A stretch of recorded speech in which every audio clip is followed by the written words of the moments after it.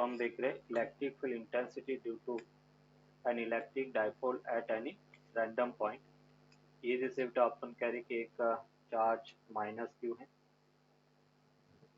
Another charge बेटा plus Q है। ये एक डाइपोल सेंटर है, इसकी डाइपोल लेंथ 2a के इक्वल। हम कह रहे बेटा इस डाइपोल सेंटर से r डिस्टेंस पर एक पॉइंट P है। इस P पॉइंट पर फील्ड इंटेंसिटी फाइंड करना है। P point that making angle theta बेटा, और उसकी जो डिस्टेंस है वो बेटा r के इक्वल है। ये जो डिस्टेंस है वो स्मॉल r के इक्वल है और द मेकिंग एंगल थीटा। अभी बेटा अपन क्या कहेंगे कि इस P जो डाइपोल है वो बेटा इस डायरेक्शन में ये डाइपोल होगा। अभी इस डाइपोल जो अपन कह रहे हैं इस पॉइंट की जगह मैं कुछ और पॉइंट ले लेता हूँ। P की जगह कोई रैंडम पॉइंट ले लिया, नहीं तो P डाइपोल मोमेंट और P दोनों कॉमन हो जाएगा। तो ये जैसे एक पॉइंट है बेटा A, इस A पॉइंट पर फील्ड इंटेंसिटी फाइंड करना है नेगेटिव से पॉजिटिव। ये बेटा एक डाइपोल मोमेंट है। इस डाइपोल मोमेंट को अगर अपन रिजॉल्व करें तो बेटा मैं कहूँगा ये P साइन थीटा होगा। डाइपोल मोमेंट का वो कंपोनेंट जो इसके P cos थीटा के परपेंडिकुलर है, तो ये P sin थीटा हो गया। इसका बेटा इस डायरेक्शन में अगर अपन देखें, ये जो कंपोनेंट है एक कंपोनेंट बेटा इधर होगा और थीटा वाला कंपोनेंट क्या होता है बेटा cos, तो ये कंपोनेंट P cos थीटा। अभी जैसे बेटा P cos थीटा की ये A पॉइंट है वो कहाँ पे आ रहा है, एक्सिस पर आ रहा है, तो इस पॉइंट पर फील्ड इंटेंसिटी बेटा अवे होगी। तो ये बेटा अपन कह रहे कि E1 फील्ड इंटेंसिटी है और P sin थीटा की पॉइंट इक्वेटर पर आ रहा है, तो ये एंटी पैरेलल होगा। तो मैं यहाँ पे कह रहा हूँ कि P cos थीटा के कारण फील्ड इंटेंसिटी E1 है और P sin थीटा के कारण field intensity E2। Net field intensity की बात करें तो नेट फील्ड इंटेंसिटी वो बेटा अपन कह रहे कि इस डायरेक्शन में होगा और ये फील्ड इंटेंसिटी E P के इक्वल। ये एंगल बेटा P cos थीटा एक्सिस पे से वो सेम डायरेक्शन में है, इसलिए और एक्सिस एक्सिस पर फील्ड इंटेंसिटी अवे होती है तो सेम डायरेक्शन में हो गया, और इक्वेटर पर फील्ड इंटेंसिटी ऑपोजिट होती है इसलिए ऑपोजिट हो गया। तो अभी बेटा अपन यहाँ पर कह रहे हैं कि फर्स्ट हम कहेंगे electric field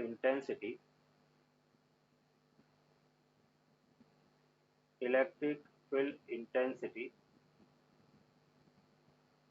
due to P cos theta बेटा, और P cos थीटा के कारण फील्ड इंटेंसिटी एक्सिस वाला फॉर्मूला बेटा। एक्सिस पर फील्ड इंटेंसिटी क्या होता है, बोलो बेटा एक्सिस पर field intensity 2kp upon 2kp r upon raised to r cube है ना। r3। गुड। तो 2k, अभी P की जगह यहाँ पे P cos थीटा है, तो 2kp cos थीटा अपॉन बेटा r cube, that is equation 1 हो गया। दूसरा अपन कह रहे कि P sin थीटा के कारण अपन फाइंड करेंगे। तो नेक्स्ट बेटा इलेक्ट्रिक फील्ड इंटेंसिटी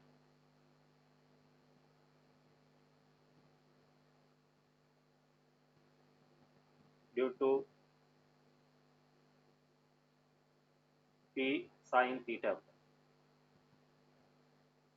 और P sin थीटा के कारण बेटा फील्ड इंटेंसिटी E2, और E2 को अपन लिख सकते हैं KP sin theta upon r cube. हम मैग्नीट्यूड की बात कर रहे हैं, डायरेक्शन हमने ऑलरेडी डायग्राम में बता दी है, तो ये KP sin theta upon r cube होगा। अभी बेटा जो पॉइंट A है वहाँ पर नेट फील्ड इंटेंसिटी अगर अपन देखें तो net field intensity vector sum of E1 plus vector sum of E2 के इक्वल होगा। और अगर बेटा अपन कह रहे हैं कि इसका मैग्नीट्यूड अपन देखें दोनों परपेंडिकुलर है, तो मैग्नीट्यूड में हम कह सकते हैं EA that will be equal to E1 square plus E2 square का अंडर रूट होगा। E1 की वैल्यू बेटा अपन पुट करें तो E1 अपने पास है 2kp cos theta upon r cube, उसका स्क्वायर हो गया। एंड बेटा E2 है kp sin theta upon r cube और उसका स्क्वायर हो गया। अभी यहाँ से बेटा अपन कहेंगे कि जैसे के पी अपॉन आर क्यूब, उसको मैंने कॉमन ले लिया। यहाँ पे बेटा अपने को मिला 4 cos square theta plus sine square theta के इक्वल हो। यहाँ तक क्लियर बेटा? प्लस साइन स्क्वायर थीटा, उसको अपन 1 लिख सकते हैं। तो ये बेटा अपने को मिला के P upon R cube under root 3 cos square theta plus 1 के इक्वल।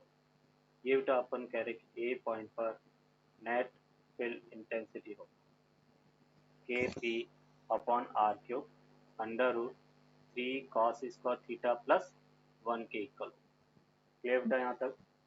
कि जो डायरेक्शन है बेटा phi, that will be equals to tan inverse half tan theta के equal.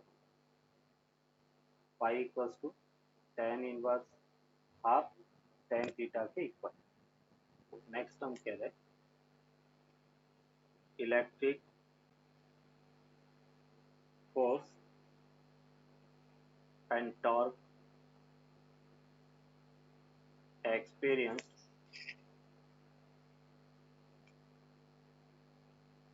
electric force and torque experienced by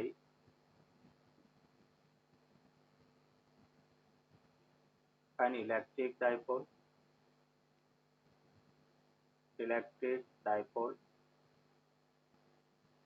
in uniform electric field.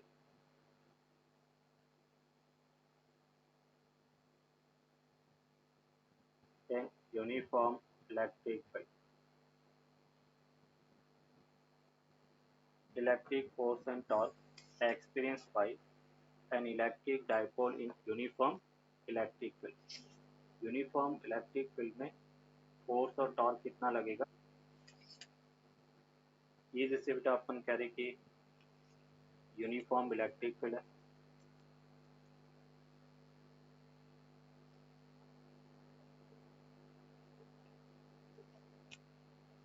और इस uniform electric field में ये बेटा यूनिफॉर्म इलेक्ट्रिक फील्ड ई, इसमें अपने एक इलेक्ट्रिक डायपोल को रखा था। ये जैसे अपन कह रहे कि एक डायपोल का नेगेटिव चार्ज माइनस क्यू, ये बेटा अपन कह रहे कि प्लस क्यू चार्ज है और इसका जो डायपोल लेंथ है वो 2a के इक्वल। और जो डायपोल है वो बेटा अपन कह रहे कि थीटा एंगल बना रहा है, इलेक्ट्रिक फील्ड के साथ में थीटा एंगल है। तो हम यहाँ पर कह रहे हैं कि let an electric dipole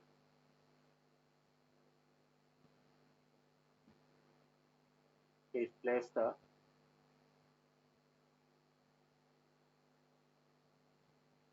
in uniform electric field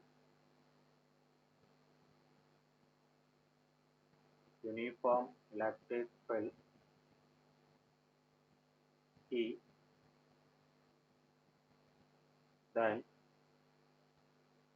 अगर अपन कह रहे बेटा इस प्लस क्यू पर फोर्स देखें तो फोर्स क्या होता है? फील्ड की direction, Q into E vector इधर हो गया। इस माइनस क्यू पे फोर्स देखें तो minus Q into E vector, मतलब Q into E vector electric field के ऑपोजिट डायरेक्शन में होगा। तो हम यहाँ पर कह रहे हैं कि अगर नेट फोर्स की बात करें बेटा एफ नेट, तो क्यू ई और माइनस क्यू ई दोनों इक्वल एंड ऑपोजिट है, मतलब नेट फोर्स क्या हो गया?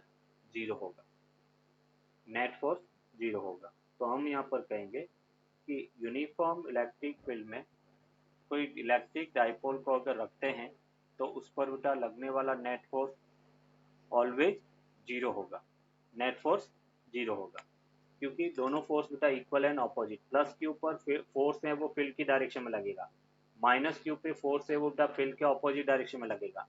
दोनों फोर्स इक्वल एंड ऑपोजिट है, इसका मतलब अपन कह रहे कि नेट फोर्स जीरो होगा बेटा। क्लियर यहाँ तक?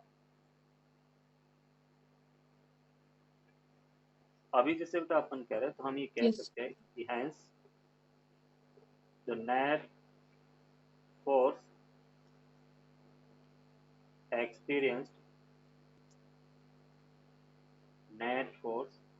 experienced by an electric dipole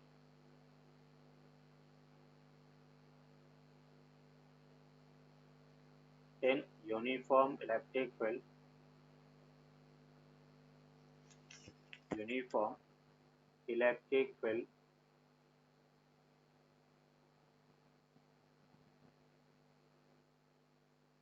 is always zero. Is always zero. But अपन कह रहे but the torque may or may not be zero. May or may not be zero. Torque zero हो भी सकता है और नहीं भी हो सकता है, बट इस कंडीशन में जीरो नहीं होगा। तो अगर बेटा अपन टॉर्क फाइंड करें तो टॉर्क ड्यू टू कपल बेटा, और वो क्या होता है? मैग्नीट्यूड ऑफ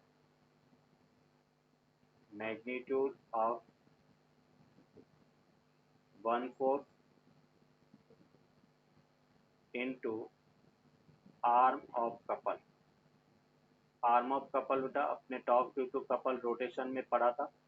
दो इक्वल एंड ऑपोजिट फोर्स किसी एक सिस्टम या बॉडी पर लगते हैं तो बनने वाले फोर्स के पेयर को अपन कपल फोर्स कहेंगे, और उन कपल फोर्स के बीच की जो परपेंडिकुलर डिस्टेंस है बेटा, जैसे अपन कह रहे हैं ये यहाँ से मैंने परपेंडिकुलर ड्रॉ किया, तो ये जो परपेंडिकुलर डिस्टेंस है उसको अपन आर्म ऑफ कपल कहेंगे, क्योंकि प्लस क्यू ई फोर्स है उसकी लाइन ऑफ एक्शन ये है, माइनस क्यू की लाइन ऑफ एक्शन ये, दोनों की लाइन ऑफ एक्शन कॉन्साइड नहीं कर रही है, इसका मतलब टॉर्क जीरो नहीं होगा।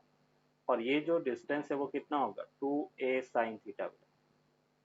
तो हम यहाँ पर कहेंगे कि जो टॉर्क है magnitude of one of the force Q E हो गया इनटू परपेंडिकुलर डिस्टेंस मतलब आर्म ऑफ कपल, तो ये अपने पास 2a sin थीटा हो गया। तो टॉर्क को अपने लिखा Q इंटू बेटा 2a, और ये अपने पास E sin थीटा के इक्वल होगा। Q इंटू 2a वो बेटा क्या होता है? Q इंटू 2a को अपन डाइपोल मोमेंट लिख सकते हैं, तो Q into 2a that will be equal to बेटा P, जिसे अपन डाइपोल मोमेंट कहते हैं। तो टॉर्क को अपन लिख सकते हैं Pe sin थीटा। अगर हम इसको वेक्टर फॉर्म में देखें, यहाँ तक बेटा clear? Equal to Pe sin theta tan cap, और उसको बेटा अपन क्रॉस प्रोडक्ट में भी लिख सकते हैं, तो vector equals to P cross E vector के इक्वल होगा। बोलो बेटा टॉर्क क्या है? तो vector equals to P vector cross E vector के इक्वल होगा। क्लियर यहाँ तक? मतलब अपन कहेंगे कि जो लगने वाला टॉर्क है, जैसे बेटा इसमें अपन कहेंगे if theta equals to 0 degree, theta की वैल्यू बेटा अपन कह रहे कि अगर 0 डिग्री के इक्वल है, एक मिनट, तो अगर हम कह रहे कि थीटा 0 डिग्री है तो साइन 0 0 होगा, उस केस में बेटा अपन कह रहे कि टॉर्क है वो क्या होगा? 0 होगा। कैसे? ये जैसे अपन कह रहे कि यूनिफॉर्म इलेक्ट्रिक फील्ड है बेटा, और हम यहाँ पर कह रहे हैं कि डाइपोल मोमेंट और फील्ड बेटा दोनों सेम डायरेक्शन में, तो ये जैसे माइनस क्यू चार्ज है, ये बेटा अपन कह रहे कि प्लस क्यू चार्ज है, तो दोनों सेम डायरेक्शन में, तो उस केस में टॉर्क बेटा क्या लगेगा? 0 होगा। मतलब जब थीटा 0 है तो टॉर्क भी 0, और फोर्स तो बेटा 0 होता ही है, मतलब फोर्स भी 0 होगा। दूसरा बेटा अपन कह रहे कि F theta equals to 180 degree, और जब थीटा 0 होता बेटा तो उस केस में अपन कह रहे हैं डाइपोल स्टैटिक इक्विलिब्रियम में होगा। उस इक्विलिब्रियम को अपन इलेक्ट्रिक पोटेंशियल पढ़ेंगे तो वहाँ एक्सप्लेन करेंगे। अगर थीटा 180 डिग्री है तो बेटा साइन 180 उसकी भी वैल्यू क्या होता है? 0 होता है। और जब जीरो है तो अपन कहेंगे कि उस केस में भी टॉर्क की वैल्यू क्या होगा, जीरो। देखो कैसे, ये जैसे अपन कह रहे कि यूनिफॉर्म इलेक्ट्रिक फील्ड है, अभी बेटा अपन कह रहे कि डायपोल की डायरेक्शन अपोजिट है, मतलब प्लस क्यू इधर रखा और माइनस क्यू बेटा इधर है, इलेक्ट्रिक फील्ड बेटा इस डायरेक्शन में है, तब भी अपन कह रहे कि लगने वाला टॉर्क क्या होगा, जीरो होगा। अगर अपन कह रहे कि एफ थीटा वो बेटा 90 डिग्री है, और जब थीटा 90 डिग्री है, यस बेटा, तो डायरेक्शन के अपन कह रहे कि टो थीटा 90 डिग्री है तो टो बेटा मैक्सिमम होगा, और मैक्सिमम कितना होगा, P इंटू ई के इक्वल। तो टॉर्क मैक्सिमम कब लगता है, जब थीटा 90 डिग्री है, मतलब जैसे अपन कह रहे कि ये यूनिफॉर्म इलेक्ट्रिक फील्ड है, और इस यूनिफॉर्म इलेक्ट्रिक फील्ड के अंदर हम कह रहे इस टाइप से बेटा डायपोल है, ये प्लस क्यू है, ये अपन कह रहे कि माइनस क्यू, यहाँ पे अपन कह रहे माइनस क्यू, ये प्लस क्यू, और इस पॉइंट पे बेटा अपन कह रहे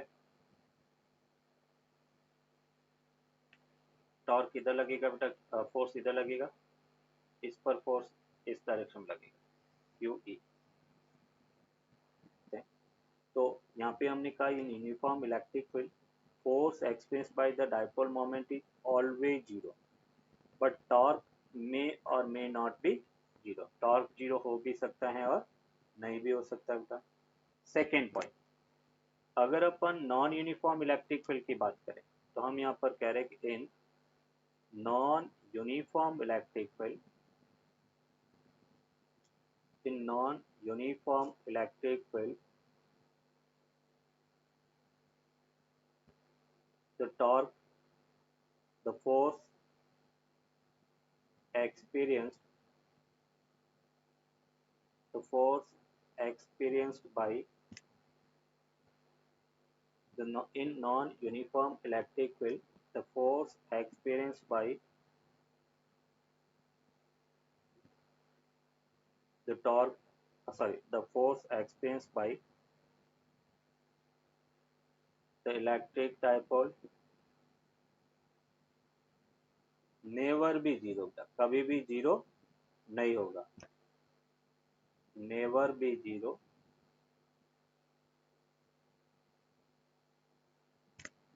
in non-uniform electric field the force experienced by the electric dipole never be zero, but torque may or may not be zero, may or may not be zero। Torque दोनों condition में बेटा zero हो सकता है और नहीं भी हो सकता है, बट अपन कह रहे कि नॉन यूनिफॉर्म में फोर्स कभी भी जीरो नहीं होगा। ये बेटा इंपॉर्टेंट कंडीशन है जो अपने को क्वेश्चन के फॉर्म में पूछी जाती है। कोई डाउट बेटा? यूनिफॉर्म इलेक्ट्रिक फील्ड एक, यूनिफॉर्म इलेक्ट्रिक फील्ड एक, या दूसरा क्वेश्चन बेटा, prove that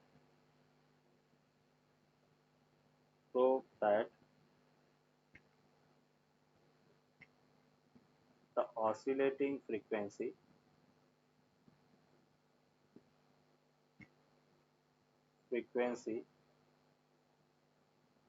of an electric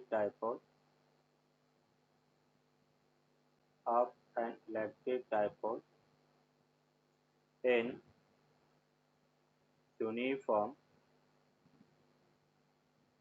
electric field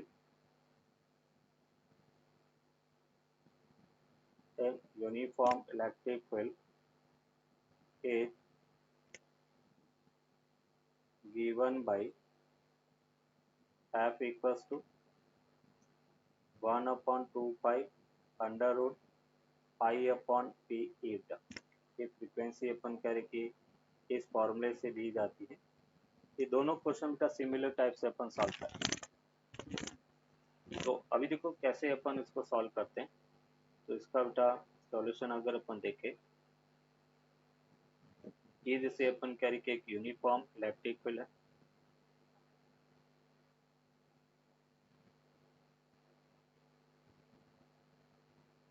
ये बेटा अपन कह रहे कि यूनिफॉर्म इलेक्ट्रिक फील्ड है, इलेक्ट्रिक फील्ड इंटेंसिटी बेटा E है। इस यूनिफॉर्म इलेक्ट्रिक फील्ड के अंदर एक डायपोल को बेटा स्मॉल एंगल थीटा से अपन रोटेट करके जस्ट लीव कर रहे हैं। ये अपन कह रहे कि प्लस क्यू है, ये चार्ज बेटा माइनस क्यू है, और उसको हमने थीटा एंगल से रोटेट किया। जैसे बेटा अपन कह रहे कि इस डायपोल को थीटा एंगल से रोटेट करके छोड़ेंगे तो ये डायपोल ऐसे बेटा SHM करेगा, है ना। तो डायपोल SHM कर रहा है तो उसकी फ्रीक्वेंसी क्या है, वो फ्रीक्वेंसी और उसका टाइम पीरियड क्या, वो अपने को फाइंड करना। तो यहाँ पे बेटा अपन कह रहे हैं कि अगर इस डायपोल पे मैं रीस्टोरिंग टॉर्क फाइंड करता हूँ तो रीस्टोरिंग टॉर्क क्या होगा। रीस्टोरिंग टॉर्क का मतलब होता है वो टॉर्क जो उसको इनिशियल पोजीशन में लाने की कोशिश करेगा। तो यहाँ पे अपन कह रहे हैं रीस्टोरिंग टॉर्क, तो बेटा रीस्टोरिंग टॉर्क उसको अपन लिखेंगे -PE sin थीटा। टॉर्क वैसे क्या फॉर्मूला अभी डिराइव किया आपने, PE sin थीटा, वो टॉर्क है बेटा। -PE sin थीटा का क्या मतलब है, तो हम यहाँ पर कहेंगे कि negative sign represent restoring nature का, तो हम कहेंगे negative sign represent the restoring nature, restoring nature. Negative sign restoring nature को बेटा रिप्रेजेंट करता है। तो यहाँ पे बेटा अपन कह रहे हैं फॉर, हम कह रहे कि SHM के लिए बेटा थीटा वेरी स्मॉल होना चाहिए। तो for small value of theta बेटा,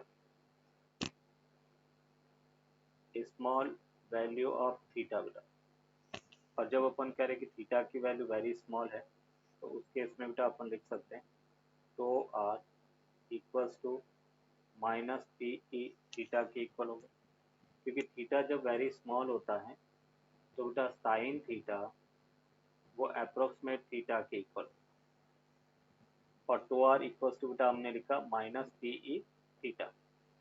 टॉर्क को बेटा अपन क्या लिख सकते हैं, तो हमें पता है टॉर्क होता है I अल्फा बेटा, सेकेंड लॉ ऑफ मोशन के अकॉर्डिंग, तो इक्वल्स टू I अल्फा। तो हम ये लिख सकते हैं I alpha equals to -PE theta. Alpha equals to क्या होगा, -PE upon I into theta के इक्वल होगा। तो यहाँ से बेटा अपने को मिला alpha equals to -omega square theta. Alpha किसके इक्वल होगा, -ओमेगा स्क्वायर थीटा बेटा। ये स्टैंडर्ड एंगुलर SHM की इक्वेशन है बेटा, जो अपने 12th में रोटेशन 11th में देखा था रोटेशन मोशन में। तो अल्फा -ओमेगा स्क्वायर थीटा, इस दोनों को बेटा हमने कंपेयर किया। तो बाई कंपेयरिंग हमें बेटा ओमेगा स्क्वायर वो क्या मिला, PE अपॉन I बेटा। तो ओमेगा को अपन क्या लिख सकते हैं, √PE अपॉन I, ये एंगुलर फ्रीक्वेंसी। अगर मैं यहाँ पे फ्रीक्वेंसी देखता होता तो f ओमेगा होता 2πf, तो 2πf को हमने लिखा √PE अपॉन I। तो यहाँ से f इक्वल्स टू अपन लिख सकते हैं 1/2π √PE अपॉन I के इक्वल। आई थिंक मैंने क्वेश्चन के अंदर उल्टा लिख दिया, ये फॉर्मूला उल्टा हो गया। तो यहाँ पे बेटा अपन इसको लिखेंगे PE अपॉन I 1/2π। तो यहाँ से बेटा अपने को मिला f equals to 1/2π √PE upon I के इक्वल होगा। क्लियर बेटा यहाँ तक। Yes, sir. अभी अपने को टाइम पीरियड फाइंड करना था। तो टाइम पीरियड में अपन क्या लिख सकते हैं, टी इक्वल्स टू बेटा 1/f होता है। तो ये बेटा अपने को मिला 2 pi under root I upon P E, ये इसका टाइम पीरियड का फॉर्मूला। और यहाँ पे बेटा जो क्वांटिटी है वो क्या है, आई जो है वो रिप्रेजेंट करता है moment of inertia, moment of inertia. P क्या बेटा, डाइपोल मोमेंट।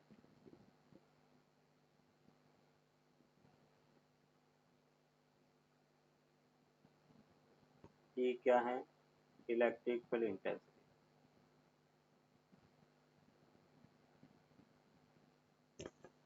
तो ये बेटा अपन कह रहे कि time period E equals to 2 pi under root I upon P है। फ्रीक्वेंसी की बात करें तो फ्रीक्वेंसी बेटा 1/2 pi root P E upon I के इक्वल होगा। तो यहाँ पे अपन कह रहे हैं कि अकॉर्डिंग टू गॉस लॉ, इसका स्टेटमेंट जैसे बेटा मैं लिखवा रहा हूँ वही स्टेटमेंट अपने को याद रखना है। According to Gauss law the net electric flux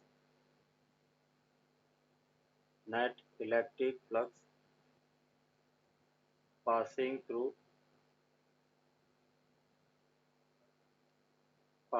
through the closed surface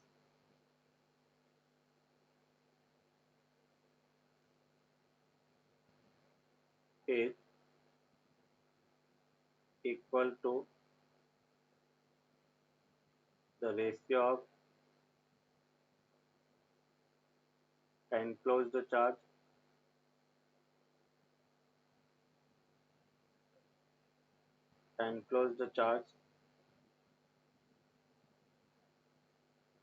to the electrical permittivity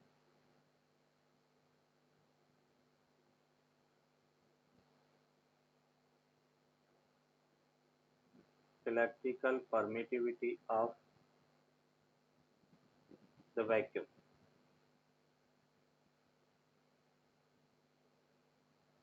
According to Gauss law, the net electric flux beta, तो हम यहाँ पर कह रहे हैं कि phi net that will be equals to the Q enclosed upon epsilon naught होगा। जो गॉसियन सरफेस है उसमें बेटा एनक्लोज चार्ज कितना है, तो enclose charge upon epsilon not वो नेट फ्लक्स के इक्वल होगा। फॉर एग्जांपल जो गिवन डायग्राम है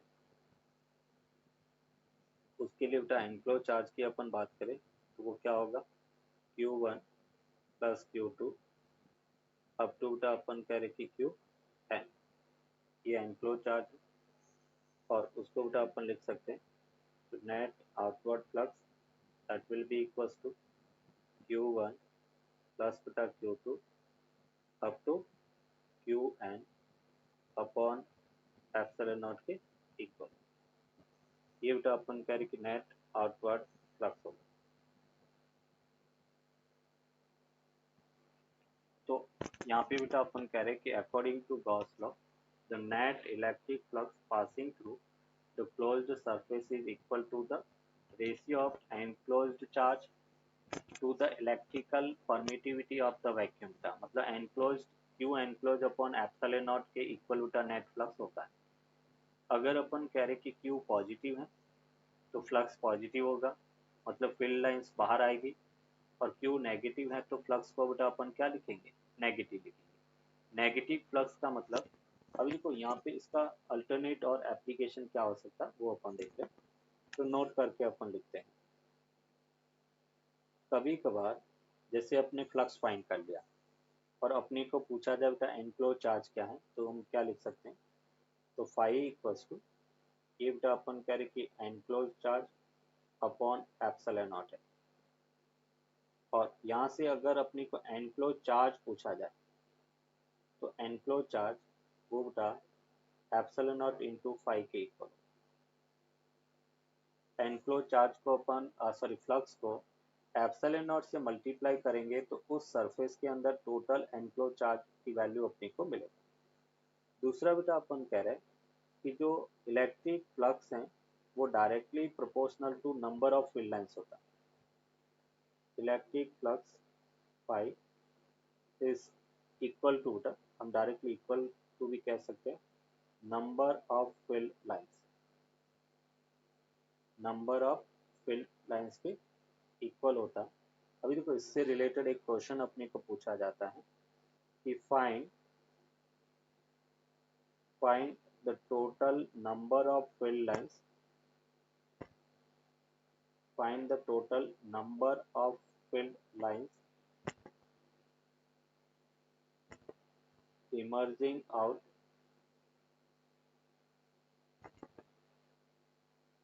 from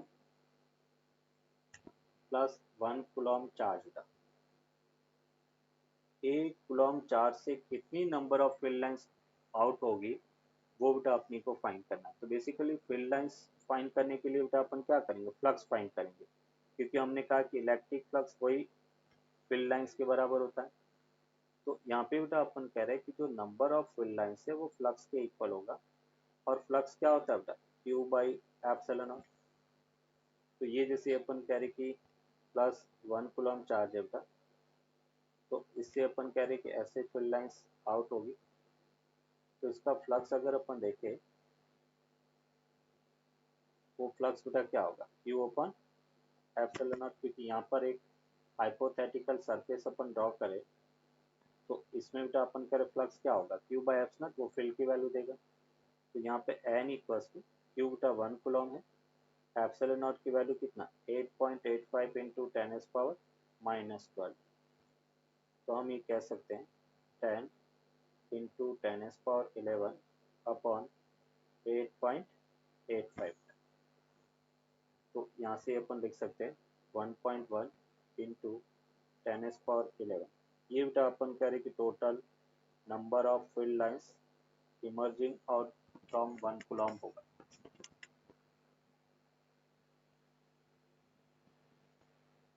ये जैसे बेटा अपन कह रहे कि एक स्फेरिकल सरफेस, इसके सेंटर पर एक क्यू चार्ज रखा बेटा। दूसरा बेटा अपन कह रहे कि एक क्यूबिकल सरफेस है, ये अपन कह रहे कि एक क्यूबिकल सरफेस है, इसके सेंटर पर बेटा क्यू चार्ज है। बताओ बेटा इस स्फेयर से पास होने वाला फ्लक्स क्या होगा।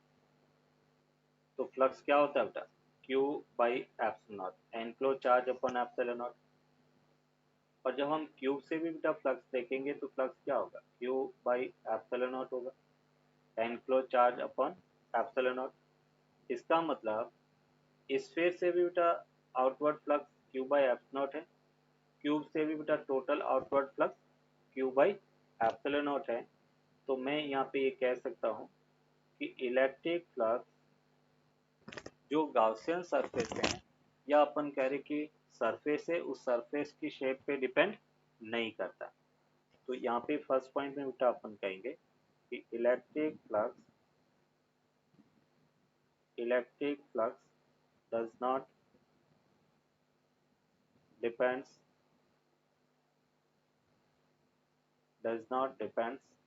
on the shape of the surface,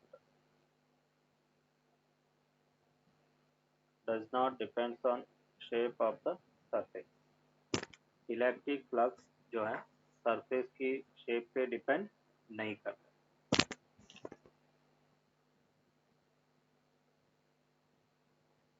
next question बेटा अपन देखते हैं। जैसे बेटा अपन कह रहे कि एक स्फीयर है, दूसरा बेटा स्फीयर ये है, हमने बेटा एक चार्ज उसके सेंटर पे रखा है और दूसरा चार्ज अपन दूसरे के अंदर चार्ज अपन ने थोड़ा ऑफ साइड रखा है। तो फर्स्ट में से बेटा फ्लक्स कितना होगा, तो enclose charge Q upon epsilon not, ये बेटा अपन कह रहे कि फ्लक्स होगा। और सेकेंड जो सरफेस है उससे भी बेटा कितना होगा, Q बाई एप्सिलॉन नॉट होगा बेटा, enclose charge Q upon epsilon not. इसका मतलब मैं ये यहाँ से बेटा नोट के फॉर्म में हम लिख सकते हैं कि इलेक्ट्रिक फ्लक्स अंदर रखे चार्ज की पोजीशन पे डिपेंड नहीं करता। तो यहाँ पे अपन कह सकते हैं कि electric flux does not depend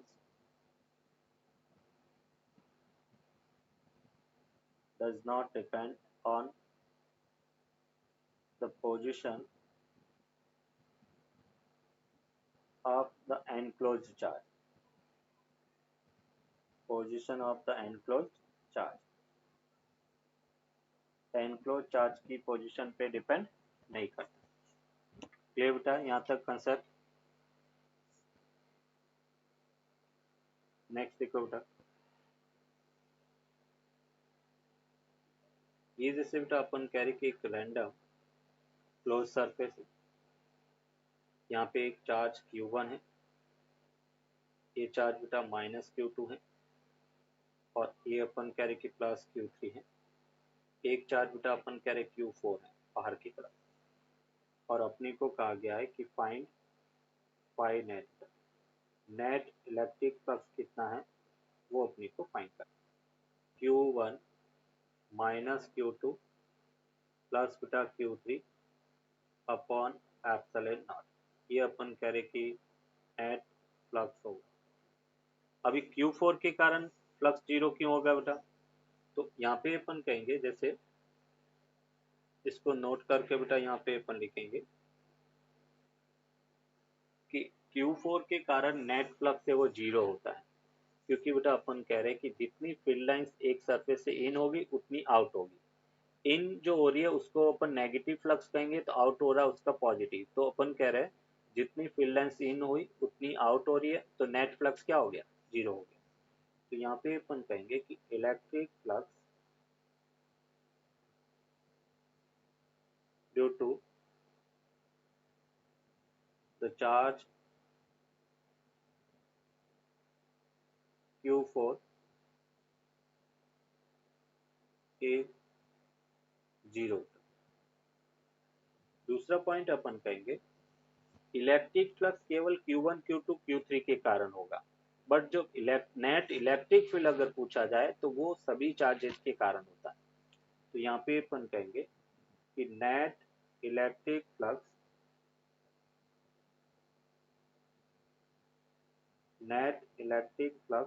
is only due to the enclosed charges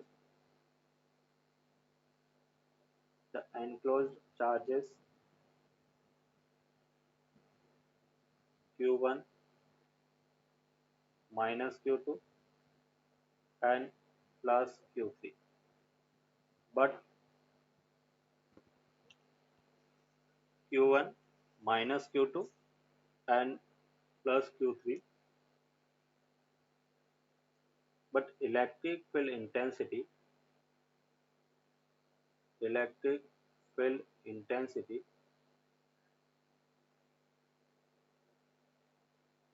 is due to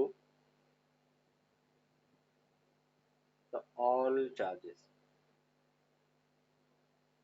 electric field intensity बेटा सभी चार्जेस के कारण होगा, बट इलेक्ट्रिक फ्लक्स केवल अपन कह रहे एनक्लोज चार्जेस के कारण ही होता है।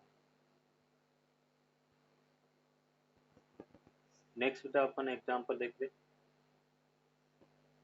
ये जैसे बेटा अपन कह रहे कि एक स्फेरिकल सरफेस है, और इस स्फेरिकल सरफेस में एक इलेक्ट्रिक डाइपोल रखा था P बेटा अपन कह रहे कि इलेक्ट्रिक डाइपोल बेटा इलेक्ट्रिक डाइपोल अपने रखा है, और अपने को कहा गया है जब इलेक्ट्रिक डाइपोल रखेंगे तो फ्लक्स कितना यूज करना है। अपने अभी क्या देखा है, फ्लक्स क्या होता है? Enclose charge. और जब हम डाइपोल रखेंगे तो डाइपोल में क्या था? एक नेगेटिव चार्ज और दूसरा क्या था बेटा? Positive charge, -Q plus Q charge. तो यहाँ पर अपन कहेंगे कि नेट चार्ज क्या हो गया? +Q -Q upon epsilon not हो गया बेटा। तो नेट चार्ज 0 है तो फ्लक्स भी क्या होगा? 0 होगा। जब इलेक्ट्रिक डाइपोल रखा और हमने डाइपोल को डिफाइन किया था two equal and opposite charges placed at very small distance, तो हम यहाँ पर कह रहे हैं इक्वल एंड ऑपोजिट चार्जेस हैं तो नेट चार्ज क्या हो गया, जीरो हो गया, तो फ्लक्स भी क्या होगा, जीरो होगा। क्लियर। पर कहेंगे कि टोटल फ्लक्स है वो होता है बेटा क्यू बाई एप्सिलॉन नॉट। और एक क्यूब के कितने फेसेस होते हैं टोटल, 6 फेसेस। तो एक Six. फेस में से कितना पास होगा, डिवाइड बाय 6 कर दिया। तो Six. ये बेटा अपनी को मिला क्यू अपॉन 6 एप्सिलॉन नॉट। ये अपन कह रहे कि टोटल फ्लक्स होगा, एक फेस से पास होने वाला flux Q by 6 epsilon naught के इक्वल होगा। क्लियर। Yes. नेक्स्ट अपन कह रहे हैं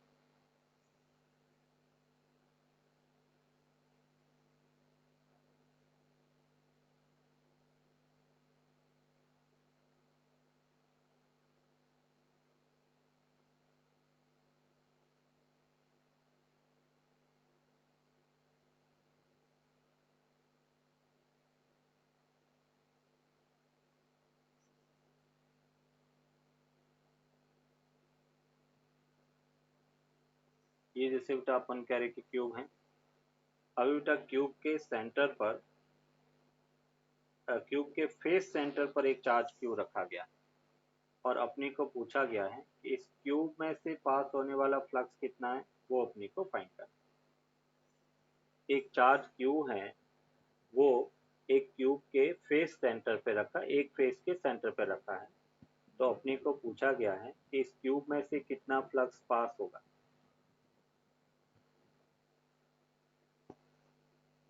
ये जैसे बेटा अपन कह रहे कि क्यूब है और उसके फेस को कवर करने के लिए दूसरे क्यूब की और रिक्वायरमेंट होगी।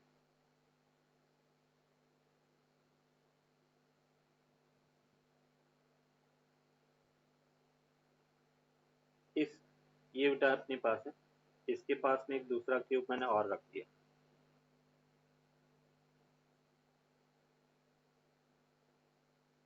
ये दूसरा क्यूब है।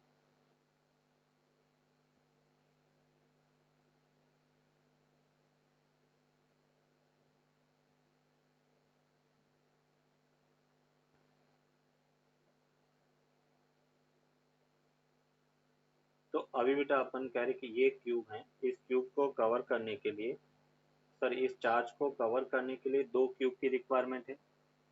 तो एक में से बेटा टोटल फ्लक्स कितना होता है, क्यू बाई एप्सिलॉन नॉट होता है, तो क्यू बाई 2 एप्सिलॉन नॉट एक में से पास होगा, क्यू बाई 2 एप्सिलॉन नॉट दूसरे में से पास होगा। तो फ्लक्स बेटा कितना हो गया, क्यू बाई 2 एप्सिलॉन नॉट के इक्वल होगा। अभी इसके ऊपर भी होंगे बेटा।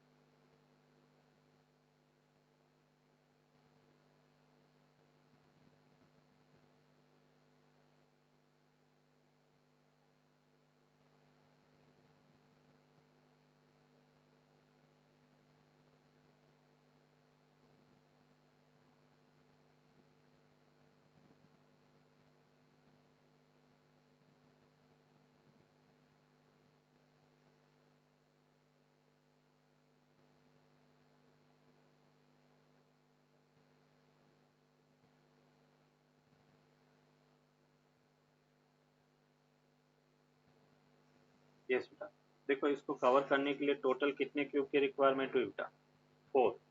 तो ये जैसे 1 हो गया बेटा, ये 2 हो गया, ये 3 हो गया, ये 4। तो टोटल फ्लक्स बेटा अपनी को फाइंड करना है। तो मैं कहूंगा कि टोटल इस चार्ज के कारण जो फ्लक्स है वो कितना होता है बेटा, क्यू बाई एप्सिलॉन नॉट होता है। अभी इस क्यू बाई एप्सिलॉन नॉट को कितने पार्ट में डिवाइड करेंगे बेटा, 4 इक्वल पार्ट में। तो एक क्यूब से बेटा कितना मिला, क्यू बाई 4 एप्सिलॉन नॉट के इक्वल होगा। ये बेटा अपन कह रहे कि total outward flux Q by 4 epsilon naught के इक्वल होगा। क्लियर। Yes. अभी जैसे इसी टाइप का एक और एग्जांपल अपन देखते हैं कि अगर इस क्यूब के कॉर्नर पे बेटा अपन चार्ज रखें,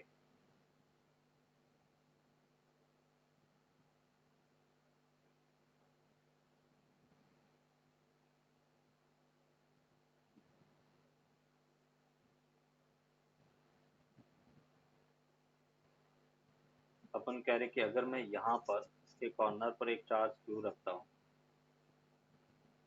तो फ्लक्स कितना पास होगा इस क्यूब में से, वो अपने को फाइंड करना। हमें इस कॉर्नर को कवर करना है, तो कॉर्नर को कवर करने के लिए टोटल 8 क्यूब होगा। मतलब मैं कहूंगा इस क्यू चार्ज से निकलने वाला टोटल फ्लक्स 8 इक्वल पार्ट में डिवाइड हो रहा है। तो एक क्यूब में से कितना पास होगा, Q by apps not divide by 8 कर दिया तो क्यू बाई 8 एप्स नॉट हो गया। क्लियर?